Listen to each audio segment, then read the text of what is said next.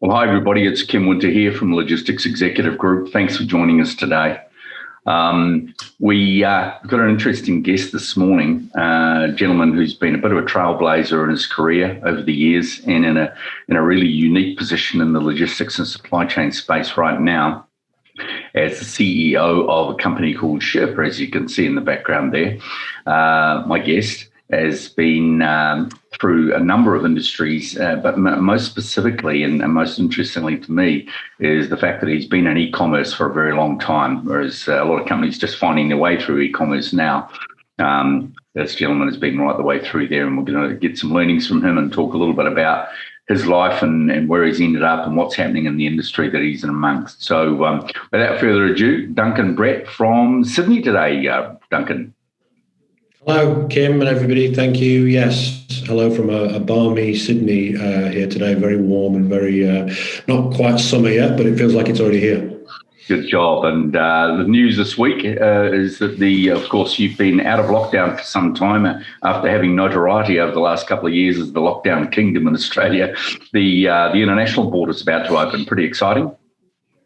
Yeah, very exciting. So Qantas will start flying on Monday, which is very good, from Sydney. The interesting thing about Australia is we've got some state-based differences, obviously, with Victoria, New South Wales, but Sydney being the largest state population-wise. Yeah, we start flying on Monday, so good news. But there is some restrictions internally, but borders are open from Monday, so everybody's very excited and the challenge now is trying to find a flight to go anywhere because the demand is absolutely huge, so it's good.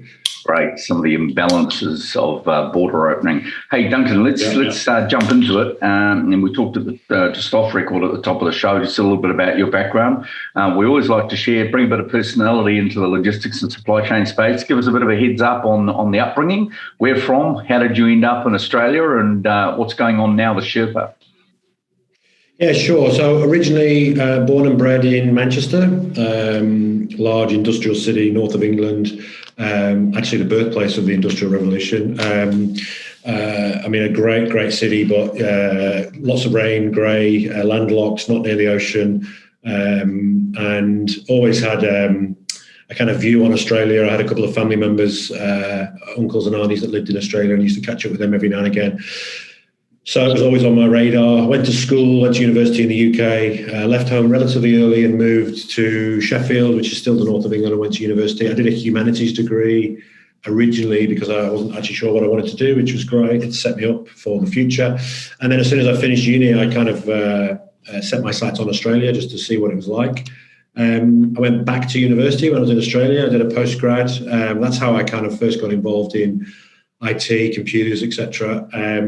Obviously, the internet was well born by then and on its path to e-commerce. I did a graduate diploma in IT, and I majored in database design, SQL languages, data, and for no other reason than that uni course would give me the correct amount of points to actually get permanent residency to stay in Australia. And from there, it just snowballed, really. I got my first job at a ratings agency. It was the first, it wasn't quite e-commerce, but it was internet-based, an organisation that did ratings for every website in Australia. And my job was a data analyst, heavy SQL, heavy code writing. And it snowballed from there, really. I moved from there to eBay, which was arguably still probably the best job of my career, high growth, e-commerce, lots of data as an insight analyst. And got itchy feet and always wanted to get out into other businesses, did some consulting for a while, but always wanted to run a business. So I took a sidestep and I've ran a couple of the online portion of retail businesses in the lingerie industry, in the luxury fashion industry, and in the optical industry, but always e-commerce, always digital. I've been in e-commerce now for over 20 years, which I guess makes me a veteran, which is both good and bad. It shows my age. And then Sherpa, where I'm the CEO, it's not an e-commerce business, but it supports e-commerce businesses. So lots of similarities, lots of crossovers. We are a tech company, but we're a tech company that facilitates last mile logistics. So and exciting space. Thanks, Duncan. And Sherpa's a unique animal in terms of, well, not only Australia, but on a global basis. There are not too many organisations such as Sherpa, and of course, the way, from my perspective, I would describe Sherpa as being a crowdsourced type of organisation in the last mile. I mean, last mile is a very essential part of the world that we live in now, especially accentuated by COVID, with the massive change in consumer buying patterns and the high demand of delivery to door. But the last mile space has been very problematic for a lot of players. I remember hosting a panel at a conference about 3 years ago. There were 10 players, and then just before COVID, we had the same conference a year later. There were only 2 left. You tell us about the Sherpa model, some of the big players behind it, and what's given you the ability to lead the market the way you do in Australia. Yeah, so we only do same-day delivery. That's all we do. We don't do next day. We don't do 1 to 3 days. We do same-day delivery. And that in itself, same-day delivery, is not a new concept. There have been carriers, courier companies for decades that have done a same-day delivery option. Our model is novel because it's driven by technology. It's not driven by anything else. So it's quite a unique model, firstly, in its ability to scale. So as you said, it is a crowdsourced model. And we have the ability we have 10,000, we call them Sherpas, which is our fleet, our drivers who do the delivery. So we've got 10,000 Sherpas across 17 cities across Australia. And now we're in New Zealand, and we're just scaling up there as well. And our ability, our number one advantage for retail is our ability to scale. So we can have 1 Sherpa at your door on a Tuesday. We can have 100 Sherpas at your door on the Wednesday, the day after. Because it is a crowdsourced model, the ability to scale according to your promotions, according to your business activity is quite unique. And, we have live tracking, which is quite rare in the same-day delivery space. So you will see, as the end recipient of your groceries or your alcohol or your medication, you will see your goods arriving in real time. You'll see that your driver's around the corner. You'll see the car moving in real time. So it is not a new approach. The same-day delivery model is not new, but the approach to it, how we approach it, is quite novel.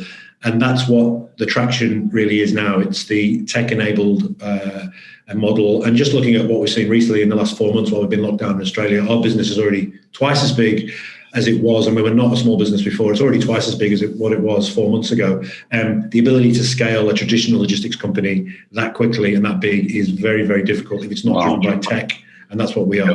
So would I be right in saying that you're the Uber of parcel delivery? Yes, we similarities, absolutely, driven by tech. We don't move people around, we move goods. So you have a need to get something from one place to the other within 50 kilometres on the same day. That's what we do, that's what we move it. So yes, there are lots of similarities, yes. So one of the big challenges we've seen, Duncan, over the years is profitability in this space. Getting gravitas, getting some momentum, and being able to survive long enough to play for the long term. There's been plenty of carnage around, to be honest. You folks have done well because you've had some great benchmark customers. Do you want to talk to us a little bit about what that was all about, and is that showing up in your investor file today? Yeah, absolutely. I can't go into too much detail about the customers we work with, but we're quite unique in the space. And we're not the only player doing this, but our relationships with enterprise level customers, the guys that I call whales, the huge guys, and there's not too many of them in Australia and New Zealand. We have close relationships with most of those in each category. Australia is quite a unique market in that there's mainly monopolies or duopolies in most categories, whether that's alcohol, groceries, media, broadcast. We have very strong relationships with enterprise level whale type businesses. And that is around things like our compliance to security. We're ISO certified, and some of the guys that we work with, that is kind of a mandate that they won't work with anybody unless they have that. It's also our experience. We've been doing this for 7 years. We specialize in high-risk sensitive categories, and that might be something that needs special attention and care, like groceries, and we get groceries to a customer's door in 1 hour, or it might be something that's highly regulated. Alcohol is highly regulated. Medication is highly regulated. So we're delivering prescription medication today. So we specialize in categories that customers are either paranoid about the care and attention that's needed, or there actually is specific regulation that governs how it's picked up, delivered, and dropped off, etc. Okay. So our relationship with the enterprise level of Australia and New Zealand is very, very strong, and that is a large portion of our success. Although we also work with the single cupcake shop, floristry businesses, it's the enterprise level that gives us the scale. We're talking, thousands of orders a day. That's what set us up for our success to date. Yes.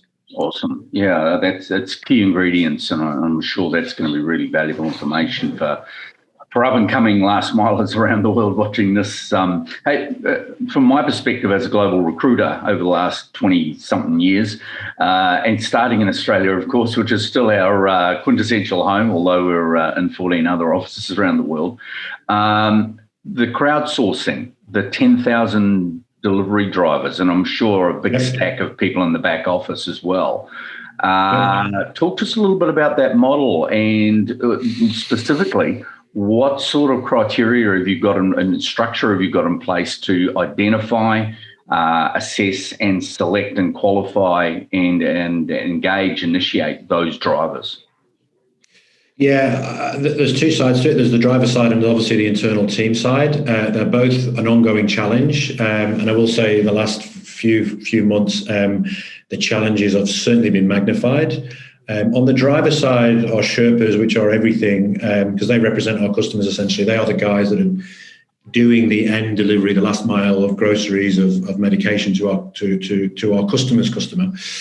So we're very pedantic, very specific about who we onboard. We have an onboarding flow which has a funnel from when you sign up to be a driver, those steps that you have to go through. They are things like vehicle check, paperwork, insurance check, background check. So we do police verification on every driver. So we have quite a strict flow, and we have quite a high churn rate from that funnel bucket. If you think about the number of drivers that start the onboarding process and the number that end up, it's quite low, and it's quite low because we are very pedantic. If we're delivering your groceries, if we're delivering your alcohol, if we're delivering your medication, we want to know that we have the right recruitment. So there is very recently, obviously, with what's been happening in Australia, with borders closed, with high competition, it's got harder, absolutely. But we're very specific about how we do it and what we do.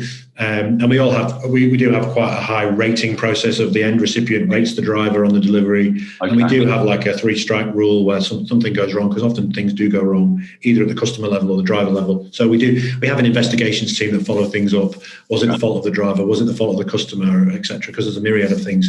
But yeah, it's a challenge. We have lots of, our biggest driver for recruitment is word of mouth. So we have found with our existing fleet, they tell their friends, their family, their colleagues, and they come and work for us. The beauty of the model is we have lots of drivers who do a small amount of deliveries because that's what suits their lifestyle. We have single mothers who do jobs before and after school. We have retirees who do 2 or 3 deliveries a day because that's all they want to do, because they just want to keep busy. And then we have a small number that just deliver for us full time. It's the beauty of the crowdsourced model. It's flexible. And then I'd say on the internal team, our team here in the fringe area of Sydney, recruitment has been very, very difficult in the last 4 months. Some of the same levers, borders are closed, specifically in tech. Yeah. Very hard to find software engineers, very hard to find testers. Everybody's in the same boat. Borders are closed. We're up against some rising big tech businesses. And it's been a challenge, but we've managed to be quite specific on who we hire internally as well as the driver side. It's difficult, but we are getting through it. Awesome.